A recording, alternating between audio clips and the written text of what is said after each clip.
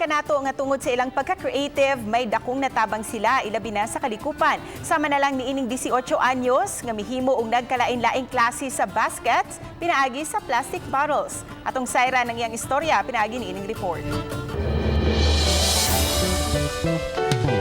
Napahimuslan gyud ug maayo sa 18 anyos nga grade 12 student nga si Roman Cisneros Jr. kining mga plastic bottles. Ang iyang mugna nga gitawag og bote strips mao ang nagkalain-laing gidak-on sa mga basket.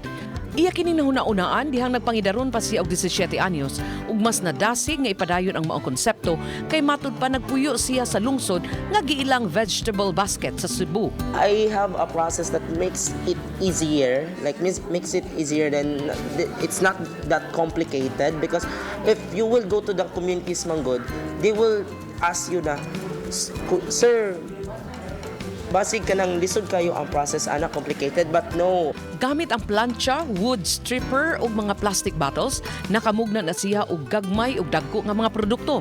Iya kining giporma og ginagmay pinaagi sa stripper unya giplancha ug dayon gihabi.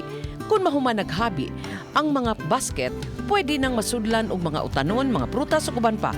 Suma pa ni Roman, ang 15 ka plastic bottles makahimo na og usa ka gamay nga basket. Tinguha ni Roman nga matabangan ang mga mulupyo sa usa ka barangay sa Dalaget, pinaagi sa pagtudlo kanila aron mahimo usab kini nga panginabuhian.